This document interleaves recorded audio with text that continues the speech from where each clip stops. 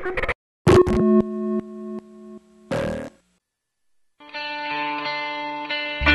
be fucking ashamed of your fucking scum. They're fucking kids! Patriarchy. Fucking rape apologist, incest supporting, woman hating, fucking scum. Woman hater! Patriarchy, fuckface!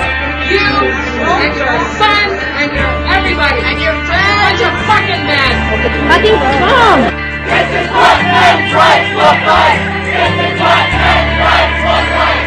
This is what men's rights look like!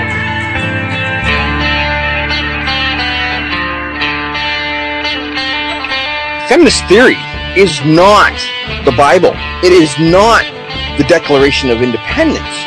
It is not the Charter of Rights and Freedoms. You're damn right we target feminist ideology. Feminist ideology teaches nothing but hate and contempt for men and boys. Feminism must be like a psychedelic drug. I swear to God, because nothing they say is remotely close to reality. We're going to continue to call feminists out on their hate and bigotry, and we really don't give a damn if they like it or not. Well, you know what, feminism? If you don't like the rule of law, then don't be part of society. Go somewhere else. Blue Collar Red Pill, with your host, the One Dan Army Dan Aarons, and Jack Nightrunner Barnes.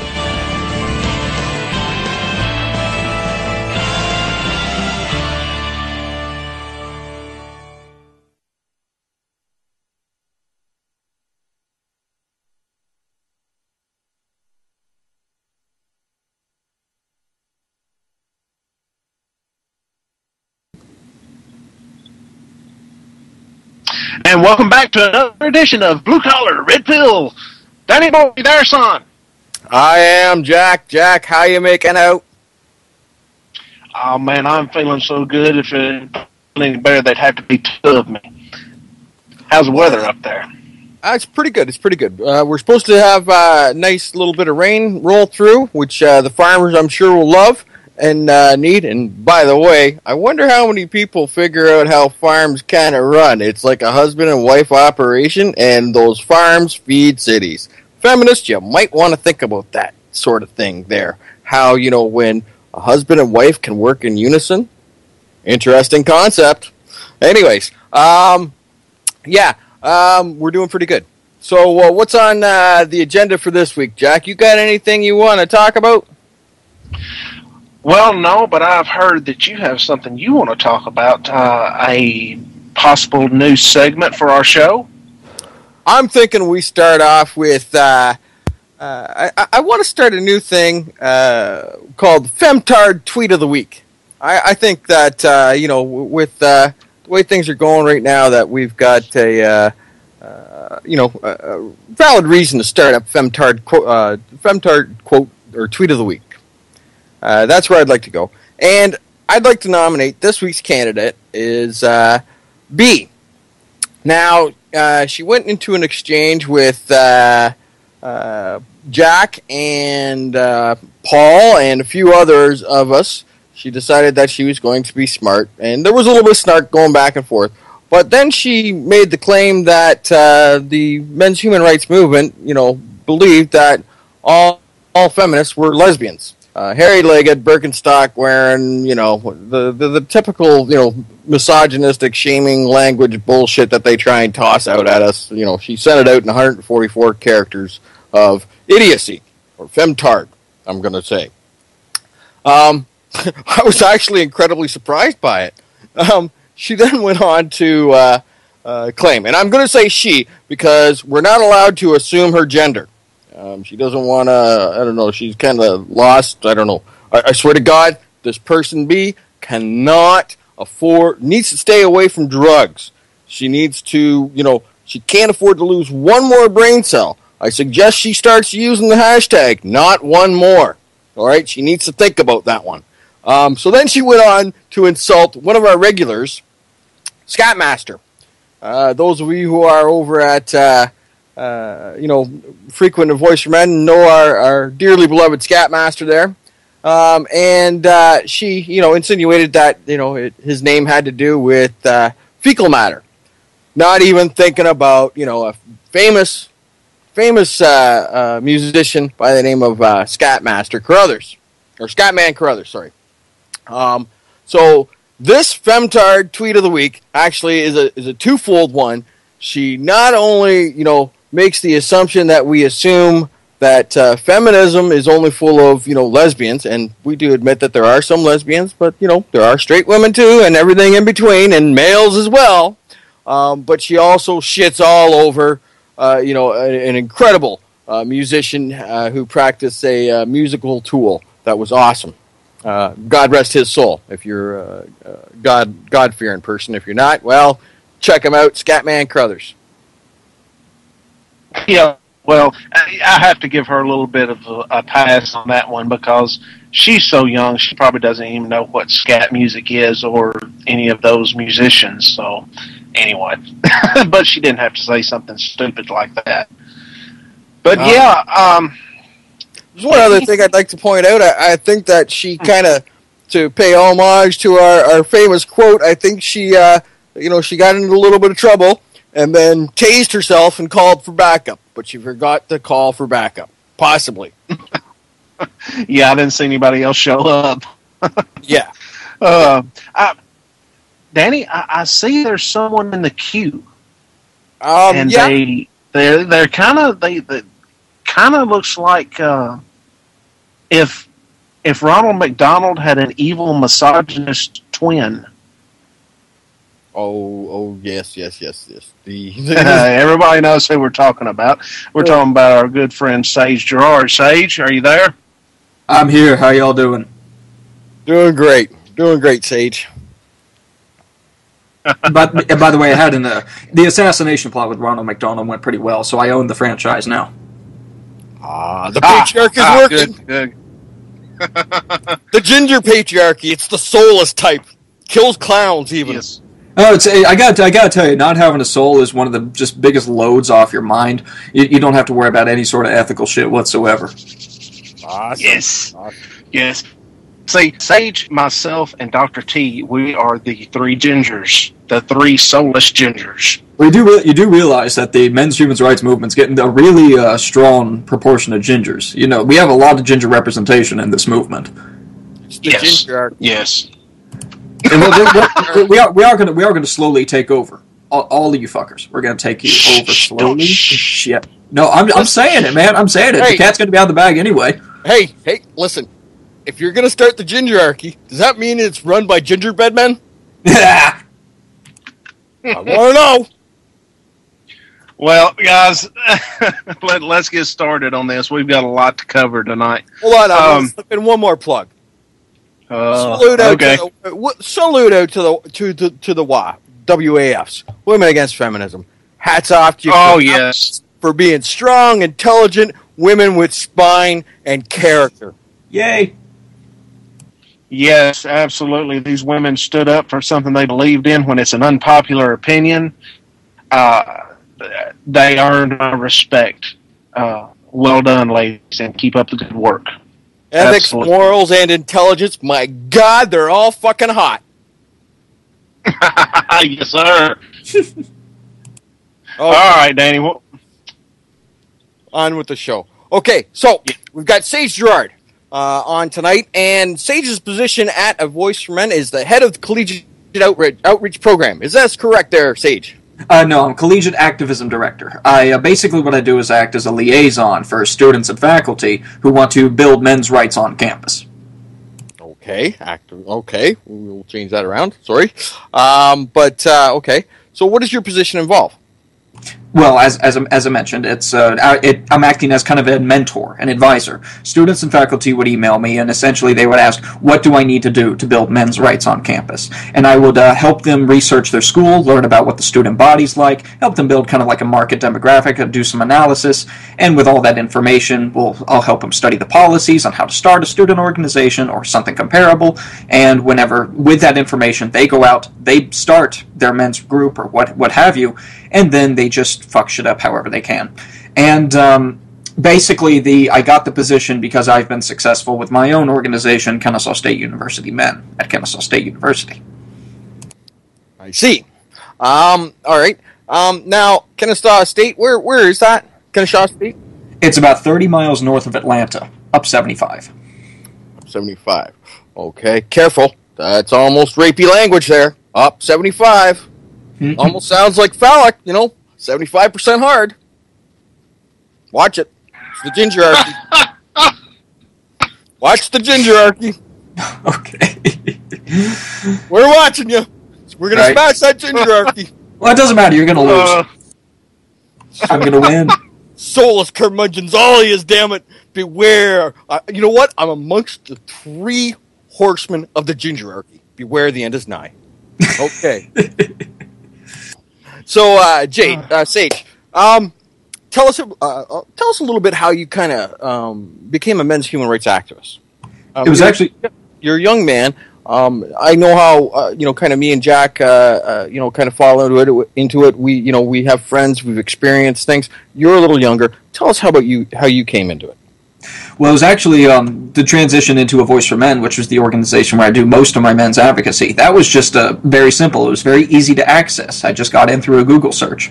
But as for personally, why I became a men's advocate was it was a pretty slow evolution. I mean, my father had been treated very poorly by a child support agency, and as a result of that, he came very, very close to being ground into dust by the system that be. He luckily got off. He also had a very bad experience with other aspects of post-divorce. He lost custody of me and things of that nature. And I know that after listening to him for many years, I knew that he needed somebody to... he needed more people to listen to him, to actually care about him. And now when I started getting more involved in the men's movement, more and more men would actually approach me to tell me about the problems they've been having. And it's just a matter of I've noticed there's no real compassion culturally or institutionally for men.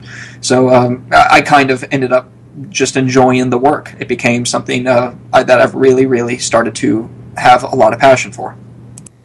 So you deny that it was the soulless creep of the gingerarchy that led you to the men's human rights? That was about 15% of it.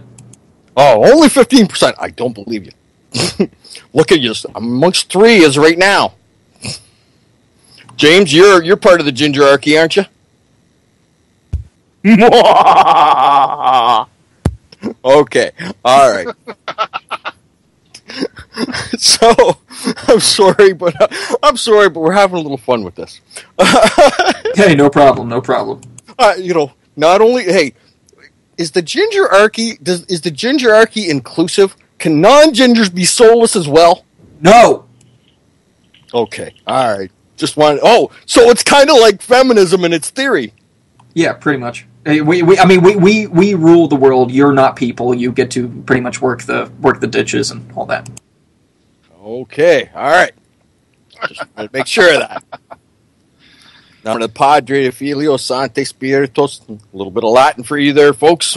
Praying gingerarchy's on its way. I told you, the 3 of the 4 horsemen of the gingerarchy are among me, or I'm among them. Don't cuss me like that. Okay. So you have KSUM up and going, and you're rocking at it. Awesome things going on. Tell us a little bit about what goes on with what do you do in there? Yeah. Well, basically, we offer mentoring and reporting and lobbying services, for on campus for male students. We have several missions that we have going on campus where we would work with administrators to fix any policy issues that are inequitable toward men and boys. And our end result is we would like to see a more gender equitable campus overall. So we complement the functions of some other equitable organizations that handle, say, LGBT issues or even women's issues, so long as nothing is done to mess with the other demographics. We're very much about specializing in our own things and all of us working together build a more gender equitable campus. So give you an example of some of our missions. We've been auditing a self-defense program on campus called Rape Aggression Defense Systems. And they have a course for men and a course for women. And the course for men has been very dangerous. It's been teaching men that they are responsible for violence that happens to women, and we essentially have cops telling guys on campus that they are to intervene in crime situations. And even though at the same time they're also telling them not to defend themselves in such a way that they use violence if somebody tries to commit violence against them. It's a very messed up situation, and we are trying to encourage the KSU administration to change their investment. And another one is we found an IPV center on campus that offers services to both men and women, but they only promote to women, and guys don't really know that it exists for them. I didn't even know until I had a chance conversation with the director of that center. So in essence, what we do is we see these problems on campus, we work with the administrators, we sit down with them and say, hey, there's something wrong here, and we try to convince them through student representation and getting petitions signed for them to change their policies and change their investments. And we have meetings 2 times a week during the semester, and we report on whatever happens on campus. That's the long and short of it. So you deny reports that it's the slow mission creep of the gingerarchy. No comment. Okay. Evidence. Yeah, evidence. David Futile, are you out there? There's evidence. It's the gingerarchy. It's a slow mission creep of the gingerarchy. Okay. Jack, what do you got to say? Well, I was just wondering, Sage, what kind of? I know you've got to have had to face some discrimination on campus, trying to start this up, maybe some abuse or whatever. What has it been like trying to start this organization? Thankfully, it has not been nearly as bad as other experiences I could talk about, such as at the University of Toronto, Ryerson University, or things of that nature. We have not experienced violence, and thank God for that. But what we have experienced is we've experienced some institutional. I personally experienced an institutional denial of my right to record public spaces. I'll get to that in a second. We also had some feminists speak very openly with the accusations that you've come to expect, namely that one of my favorites was when somebody wrote me saying that I was planning to teach little boys to rape women when they get older. I have no idea where she got that from, but we get we get correspondence like that. And on the recording rights issue, when I was one thing that I did when I was starting KSUM, I was started out alone. Now we've got about 11 members. When I started out, I went up to Paul from A Voice for Men, and I just said, well, would you guys mind if we hosted a fundraiser on AVFM just to fund promotional activities? And we just needed $500. Just to get a banner, get some tables set up, and get a petition signed from the students to say, we need to exist as an organization. So we got the table set up, and that was all great. And of course, since this was the time I decided to go public with my name, I was under Victor Zen the whole time up to that, and I'm just thinking, you know what? If I'm going to ask people for money, I'm going to let them know what my name is. So I went out and I got a camera. I got a camera on my cell phone going in the around the cafeteria at the school, and somebody from the culinary arts department saw me recording this public space, and he physically grabbed me and pulled me aside and told me I couldn't do it and tried to send me to the university relations department, thinking it was just and because I was asking him, did I need permission to record and what have you, and he said, yes, you did. Turns out I didn't. It's a public space. I talked to legal counsel on campus. Since it's a state-funded university, I'm a student there. I was not in any place where there was a reasonable expectation of privacy, and other students have been able to record before. So essentially, yes, I was able to record. So the physical altercation was something that was just not okay. And this is not somebody working in security. It was pretty much a busboy. And that was troubling because it interfered with my ability to report back to the donors what's going on, what's been happening with KSU men. After that, when we were doing our tabling promotion, I got a hate note from a feminist. I set up the table, and we have a banner on the front of the table, and it's a very inoffensive banner. We're saying we're a place where we advocate positive social change for men and boys. It's no pressure, no shame, just respect. That's what it says on the banner. So it's very inoffensive, right? So this feminist comes up. Just let me ask one question. So you had that on the table front there, and under the table you were hiding behind there the gingerarchy, weren't you? Oh, jeez. You're putting me on the spot, man. I don't. Help! Somebody help! But no. But seriously, there was this. This inoffensive banner was on the front, and a feminist came up with a crumpled piece of paper, and she just flopped it on the desk and just walked off, brisk walk away, like power walked away, just fast enough to make you think she was wanting to run. And I opened it up, and she was essentially associating me with white supremacy, basically, just saying I was men's pride equals straight pride equals white pride or something like that. And she was telling me why feminism was important in this email. And, the letter was really crumpled, like she was shaking when she wrote it. Like it was not a clean piece. And after that, we experienced some difficulty of getting faculty endorsements because the faculty wasn't too sure what was going on. Now we've got several faculty endorsements now that we got the word in. So yes, we've experienced some resistance. It was not violent, thankfully. It was more bureaucratic in nature. I'd just like to ask you a little bit more about that letter there, Sage. Were the corners of it chewed? Because I've heard that they used to put LSD on paper, and I'm thinking maybe she ate a little bit and then wrote out wrote out that note. Well, on Kennesaw State University Men's channel, there's a link in the low bar to one of the videos where you can download a copy of the hate note. What I did was I got it laminated because it was so funny. And if you look at the scan, you can kind of see the creases of how the paper was crumpled, and if you see chewed corners off there, maybe you can verify that for yourself. I don't know, the claims that these feminists come up with, they gotta be on something. PCP, probably.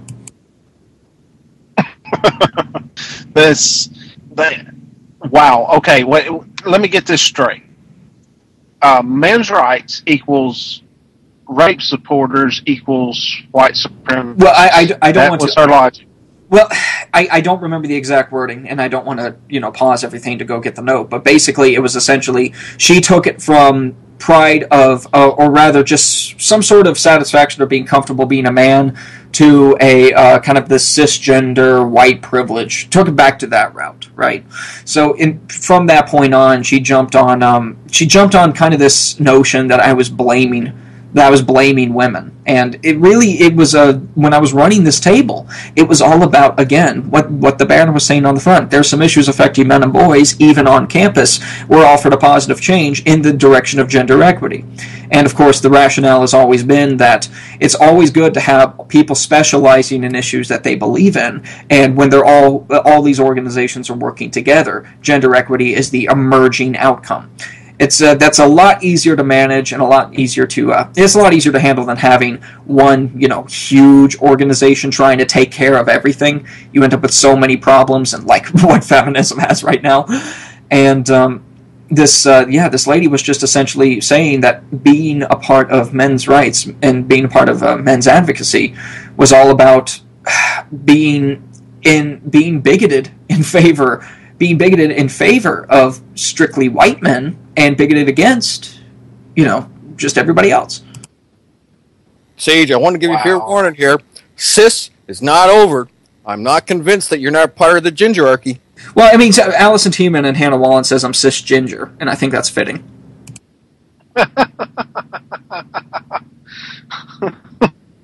Okay. Sage, what else do you do at KSUM? You were talking about, what do you do on campus? We'll put it like that. Well, as I mentioned, we do lobbying for the administrators. We sit down with the admins. A couple other things I could mention that I haven't mentioned before was that one thing I've been doing is I knock door to door in the social science building. I had Paul Nathanson and Catherine Young's trilogy on misandry with me, and I was basically going through each of those doors. And I said, here, this is some information that I noticed that the gender studies program and the interdisciplinary studies department hasn't been teaching. I think there's a blind spot. Would you be interested in reading this material and seeing if you'd be interested in it? And a lot of the teachers, the KSU operates on academic autonomy to a very extreme degree. So the teachers decide, in essence, in many ways, what they want to teach with just a very rudimentary approval by the supervisors, the higher ups. And it was a matter of selling it to the instructors. So one of them, in the criminal justice department, actually said that this was new territory and that he would be interested in reading it. And he has a copy of Legalizing Misandry now, and I'm hoping that he'll be willing to teach from it. So that's one thing. We're diversifying the literature. we're making it so that there's men's rights literature, and more accurately, men's sensitive literature, because I don't know if Paul Nathan St. Catherine Young would describe what they wrote as men's rights literature. Just respectful to them. But in essence, we're trying to get rid of the extreme bias in the scholarship by going to the teachers and saying, here's some information that hasn't been taught before. Will you be willing to teach from it? And I'm very happy to report that it looks like we might get a yes soon. So that's one thing. And then, of course, there's meetings, right? We just have our meetings. We sit down. We put up a projector showing footage from the ICMI, talked a bit about what was going on there, and we have some people who are getting more and more interested. And we had a really awesome turnout at one of our meetings a few weeks before the final exam for the summer semester, and we had this really, really deep discussion on how feminism in scholarship and in day-to-day life has been affecting their capacity to speak openly, and they're very happy to be a part of KSUM there. Sage, okay. Yeah, I've met Professors Nathanson and Young, absolutely incredible people, and of course from that event we have I think a puppet of the gingerarchy, Big Red. Do you can you confirm? Or she's not a ginger. She's not a ginger. No. She's pretending to be soulless. It's very obvious when somebody's faking something. You know what I mean? If they're coming out and they're acting like, you know, if somebody tries to be funny, you know how you could detect when somebody tries to be funny or tries to be confident. You could tell they're bullshitting. You see, she's trying to be soulless. She's messing that up entirely. But rather, she just doesn't have a personality. She's not in any way likable, but she just has a soul that's completely taken over her brain. So she's thinking purely on emotion and no logic whatsoever. So she's in essence intellectually broken, but not a real ginger. That's my rant. So Big Red is much like how feminism is today compared to the dictionary definition of feminism. Ugh.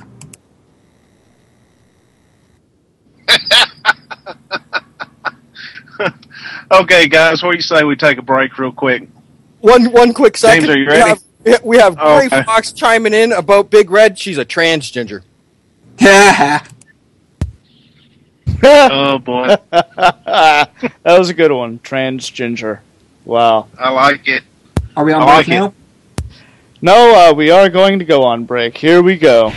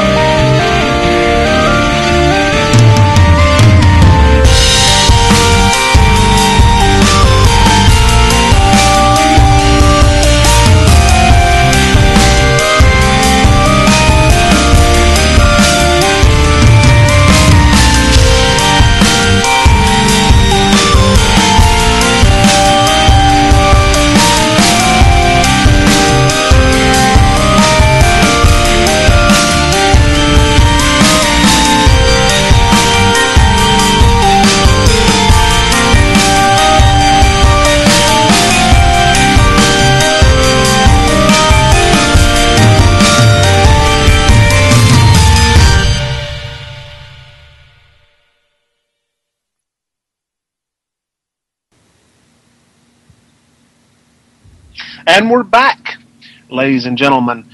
All right, Sage, Danny, did you make it through the break? Yep. All right, Danny, you there?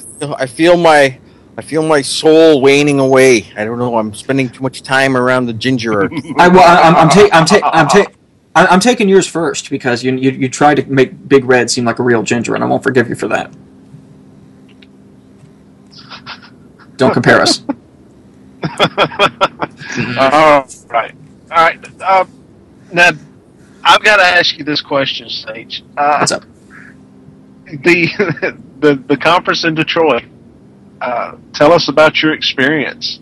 Besides being in the room with me snoring and farting all night. Yeah. Well, basically, it was just some of the most fun I've had over 3 days. It was amazing seeing everybody there for the first time. Many of them I've known just only through Skype chat boxes and Skype calls. But it's when I actually got to see everybody and just see just how happy they were, how human and genuine they were. It was just a remarkable experience. And basically, I was serving as I was fulfilling a lot of roles over there. I was put on the security team, but I was also pulled aside to assist other people in various operations. It was really awesome going up and talking to different people from the media, especially about KSUM. I got to talk to PJ Media with Dr. Helen Smith. Got to see Steve Brule from Studio Brule, and it's just been it's been awesome. I mean, it's when I got to share all that information, got to see the honey badgers, as awesome as they are. I mean, I really don't have anything negative to say. I mean, there's a lot to learn, and thankfully there was no real violent confrontation, no violent protest. I understand some people were worried about that, but there was nothing really of that nature. It went peacefully. The venue hosts were incredible. They were friendly, hospitable. I really don't know how to put this in specific terms. It was just an astounding success. Yeah, we didn't get sleep throughout the whole thing, but we sure had a lot of fun. We didn't. I remember operating on 4 hours of sleep over 60 hours of being awake, and I couldn't sleep. It was just having too much fun. Yeah. There was no way. Well, Sage, tell us about this conference that's coming up. Hold on, Jack. Sage, what was your favorite moment, or part of the conference or time? That's kind of like me eating a big ass ice cream cone in a waffle cone and asking me what part of the ice cream I like best. Everything was great. I mean, it was just. I guess if you put me in a headlock and demand an answer, it would probably. It would have to be actually seeing everybody. I could talk about the speakers. I could talk about the wonderful ideas that were shared. But I got to see some of my subscribers from YouTube. They actually came to the conference. These are the people that actually really make a lot of my activism possible. They some of them not only just watch my show, but they also donate to help support it. And I really would not be able to do the kind of things that I do if it weren't for them. So being able to actually see them and help them out wherever I can, talk to them, it really is the least I could do. And I just know that it really wouldn't have been the same experience if I went over there and I didn't know anybody, right? So it's just a matter of finally having these good relationships online, and then finally kind of, I guess you could say, bringing them to life, and instead of just seeing it as text and pictures on the monitor. You know what? I'm down with that 1,001%. This would be that would be the second event that I've experienced, kind of similar to that. The first one would have been the rally in Toronto. Not as many people were able to attend. I'd also like to point out, isn't it amazing? I think in the span of 8 or 9 months, how fast it's grown. Just incredible, exponential, huge growth. Oh, I know. Yeah, it's without a doubt. It's getting to the point where, I mean, we have in essence taken over the world already. We've got people. A Voice for Men alone is getting all these publications in all these different languages. We've got. I remember we've got activists going on in all the sorts of countries all over the world, and it's almost as if through all the bullshit that's been spread about by feminists and gynocentrists and misinterests, it's almost like as if they didn't realize they were spreading gasoline everywhere. And it took some MHRAs talking to essentially be sparks to light flames of passion all over the entire globe. And that's I thought you were talking about the gingerarchy, fuckface. You're out of jokes, aren't you?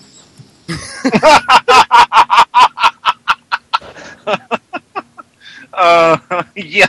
Well, yeah. No, but it makes the old one sound so good. Oh, all right.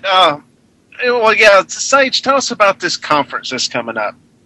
Yes, KSUM is going to be hosting a conference on November 1st, and it's going to be absolutely incredible. It's not going to be as big as the ICMI, since we're a student organization, but that doesn't make it any less important. Basically, we're trying to put men's rights in school. And if any of the listeners have been following both NCFM, A Voice for Male Students, and A Voice for Men, you get the impression that a lot of the fight actually happens in academia. The media and government trusts academics to provide a lot of the sources that are necessary to promote their own individual agendas. And a lot of the scholarship in academia is corrupted. Boys are dropping out at higher and higher rates. More boys in my age bracket are young men in my age bracket are committing suicide, and the number of degrees that young men are getting is just taking a nosedive. And it's not a welcome environment for guys anymore. And so, in essence, what this conference that KSU Men is hosting it's called Male Students in Peril, and we're bringing down speakers from Canada and the U.S. and this includes Karen Strawn, Paul Elam, Jonathan Taylor, and Miles Groth, and this, of course, Janice Fiamengo as well. And essentially, this we're still getting a lot of the program details sorted out. So there's some details that are still preliminary, but more and more are being set into stone. And on November 1st, we're going to be educating the Kennesaw State University community about why men's issues are important and how Kennesaw State University can set an example for what a gender equitable campus looks like in the university system of Georgia. And this is incredibly pertinent because we have Kennesaw State University is acquiring another campus a bit south called Southern Polytech State University. And Kennesaw State is now one of the fastest growing universities in Georgia. The university system has been consolidating schools to save money, and there are now fewer and fewer universities in Georgia, which means that having a single campus supporting men's issues will mean it'll have that much more weight in the university system. And if Kennesaw State University Kennesaw State University Men is going to host an officer election 10 days after the end of the conference. Now, the officer election is the day that we'll be able to tell. This will be a moment of truth where we will see if anybody is willing to pick up KSUM and take it into the future, because that's when my term as president ends. And if people are taking it into the future, that proves that KSUM is a model that we can use in other parts of the country, if not the world. This is huge. So the conference is an opportunity to get people excited. And if we get people excited, we will get officers. And if we get officers, we will have a men's student organization that will be a part of the university system for years to come. Wait, so you're going to have an election? So it's not a gender-tolerating regime? No. It's going to be an actual election where anybody can come in and get nominated and actually compete. You're doing the gingerarchy wrong, you know. Oh, I know. But the conference is specialized in educational equity issues. The ICMI was everywhere. Right. It talked about disconnected fathers. It talked about suicidal veterans. It talked about issues in the judicial system. It talked about issues in government. It was generalized, and it was an incredible success, as I mentioned. And over here at Kennesaw State, we're going to be specializing toward educational equity issues because that's what the students are going to identify with. We're going to tell the male students the truth, exactly what they will experience in this environment. And we'll let them decide for themselves if KSUM is the kind of representation that they wouldn't want to either have or would like to either guide to a better future for the campus. And once I step down as president, I can't influence the organization anymore. And whatever control that I do have in terms of voting power, well, of course, the Constitution says, and Kennesaw State University's policy says, I have to put that away. But I am very confident that since we've had many signatories supporting the organization. We do, these tabling events, and I talk to you about resistance, but I have over 40 signatures, maybe even 50 now, of people who said, I know exactly what KSUM's about, I want this organization here. The organization would not exist if there weren't students signing a paper saying, please, approve this organization and put it on campus. So I know there are people here that want it to be here, and I know there are people here who will even make sure that it will be okay in the future. Wait, hold on here. Free exchange of ideas, equal representation. Holy shit, this almost sounds like the American Constitution! What are fucking odds? And I would like to go ahead and give NCFM a plug here, because I was talking to one of the campus coordinator. I'm not too sure if he's public with his name, so I'll just say Chris T. And essentially, Chris was a really amazing help during the entire process, and he made it very.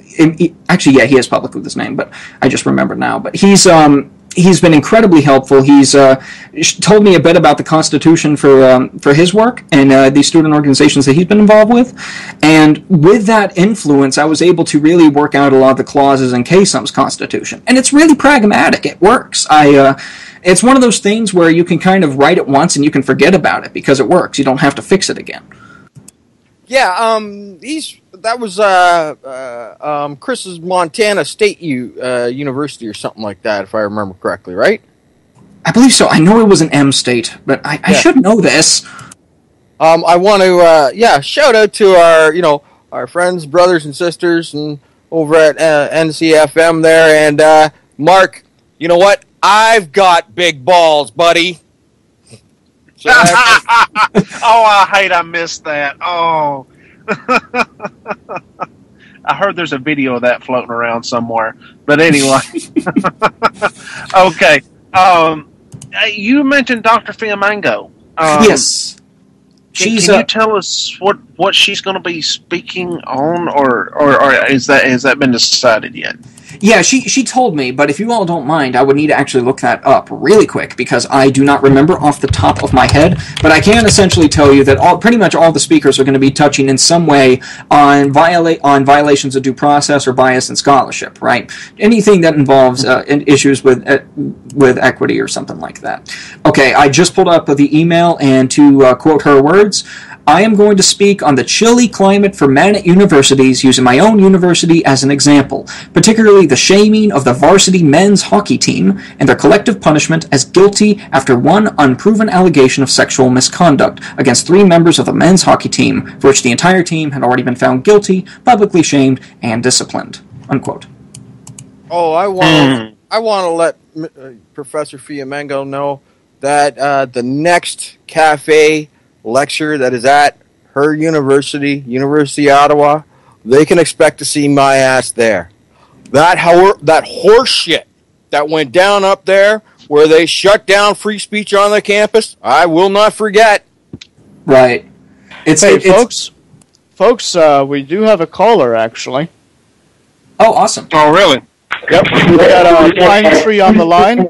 Pine Tree, please turn your speakers down, please. Yep, Jones. Pine Tree, are you there? I'm here, yeah. Pine Tree, I can still hear your speakers. Please turn them down. Can you hear me now? Yes. I'm right here. Yeah, can you guys hear me? Yes. Yes. Okay. I can. I'm having a little bit of technical problems, but Hey, listen, I'm so inspired by this conference that's coming up in November, guys, and I'm really looking forward to it. Victor, you know what? You're an amazing person, really. Please, can you hear me okay? Yes, I can, and thank you for the kind words. Yeah, Victor, you know what? You are really awesome. You're an amazing person, and I had to, I made my little donation to you guys, and I really hope you guys can get this conference, really successful, because you know what? It would have really, if it goes out, successful, I mean, it could be a model for many other universities, and I just really hope it's going to be a success. So, are you by any chance going to be able to do any live conferencing where people can view it on the internet or anything, or? Oh, live streaming is extremely expensive, and we did not factor that in. But there is good news, though. We are shipping out DVDs to those who donate and meet the reward level on the Fund Anything campaign we got going on. And Kennesaw State University has some staff available and cameras available that we can use to film the conference so that nobody misses anything. Okay, that'll be good. I look forward to that. Yeah, anyway, I wish we had the funding to do live streaming, but that is very difficult, and we're nowhere near as big, elaborate, and fancy as a Voice for Men. So we have to make sure that we can do everything within our own capacity. Right. Okay. Well, I just wanted to let other people who are listening please donate to this program, because it's really going to be important that this thing goes off successfully. You got a really good line of speakers there, and if this conference goes up successful, it's going to be a model for the rest of the other universities to look at. So it can have huge effects to other universities, and I really hope it's successful. That's all I had to say. I wish you a lot of luck, and I'll talk to you guys again, okay?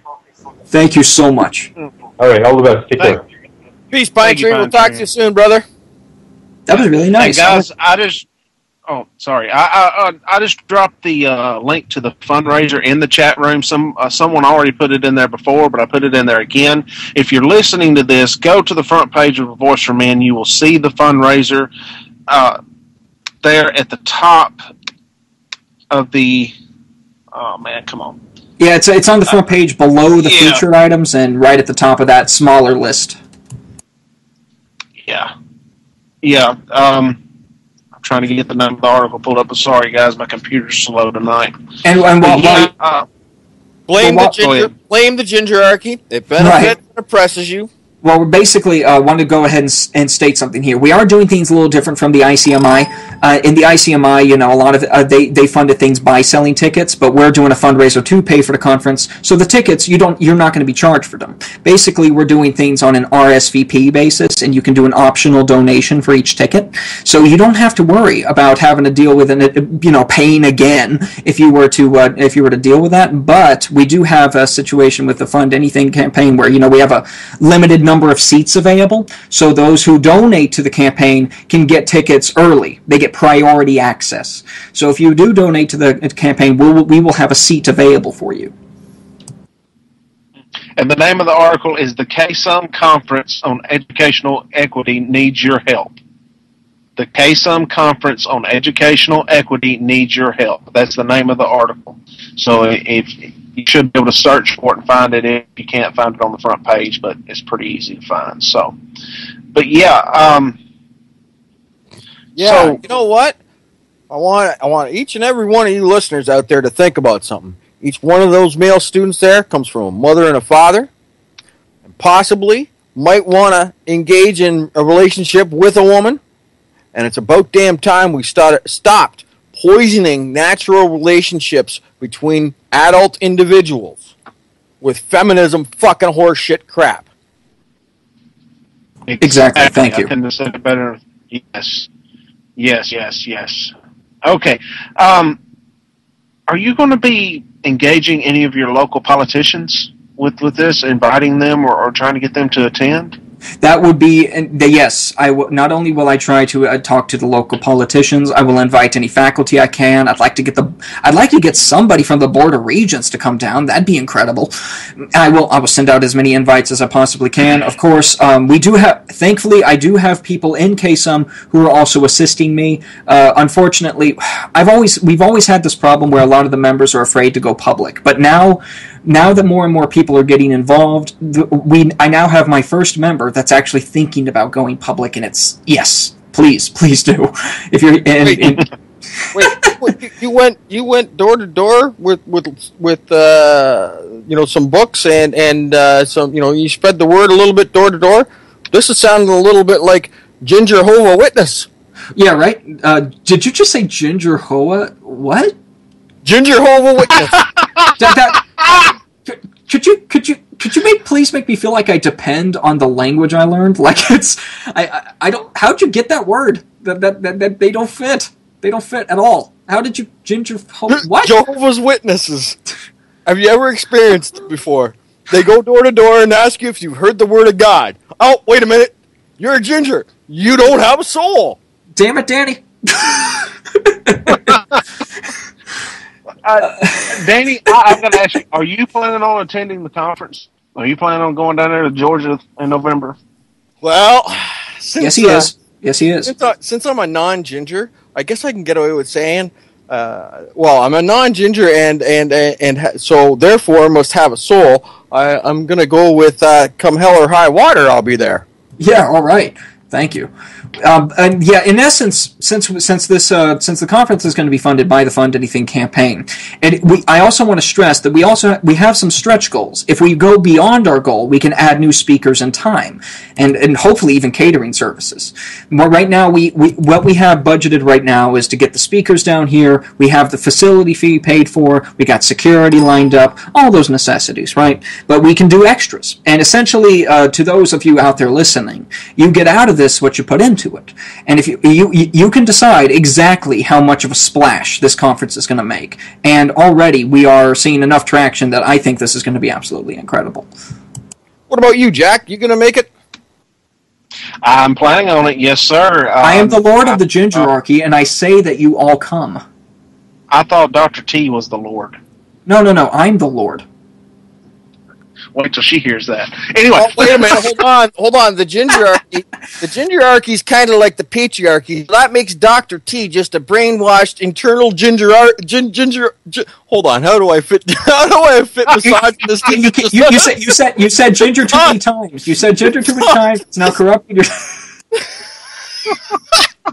has internalized misogynist. Are you okay? Danny does that sometimes. We'll lose him for a few minutes. He'll be okay. Somebody give him mouth to mouth. It ain't going to be me, though. Call Big Red. Oh, I got 2 words for you. Gingerarchy, fuckface. But yeah, I'm going to be there. If Lord's willing and the creek don't rise, I'm going to be there. And working at the conference, helping out as best I can. Guys, I can't stress this enough. This is where it is at. We've got to get men's issues awareness groups on our university campuses. Sage has done it. We've got to support him with everything we can. We've got to throw every bit of money we can behind this. We've got to get this conference. It's got to happen. It's one of those deals. Failure is not an option. This conference, not happening. That is not an option. We've got to do this. Well, the good news is right now that we do at this moment have enough to do something, and we are able to start here, and we are able to institutionalize, put into practice men's rights on campus right now with the support that we've gotten from the beginning where KSUM was founded up to now, and even a little before then, when the promotion was going on with the tabling and the first hate note and all that. So there is no doubt in my mind that men's rights is on campus right now, but we need to make sure that it will last. It's not just a matter of putting it on there and running it for a little bit. There's a point where we got to step back from it and see if it runs on its own. That's what's important right now. Okay, guys, we're running really short on time. Sage, I want to thank you for coming in, brother, and talking. I know we cut up and had a lot of fun tonight, but this is really serious, and we really appreciate you coming on. Best of luck with your fundraiser, guys. Everybody listening, get over there, donate some money, please. Danny, any last words? Yeah, if you, I know some of us are a little tapped for money. If if you can't share a few bucks, share the word, spread the word around, make it popular, make it viral. And I can add on to that. In essence, if you do not have any money to donate, you can also we also have a volunteer page on Kennesaw State University Men's site, which is ksumen.wordpress.com. If you are not a student on KSU, you can still do things like contribute to our blog, or even just put a little time aside and help us out and reaching out to KSU students. That way, you can still assist the conference's development. All right, thanks, Sage. Everybody, appreciate you for listening to the show, and don't forget, take the red pill. Good night, everybody. Thank you. Dan and Jack hope you have enjoyed this episode of Blue Collar Red Pill.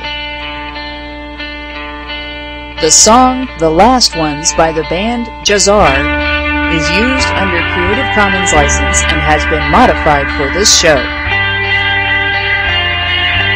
Please visit antimisandry.com and avoiceformen.com for more information on the men's human rights movement.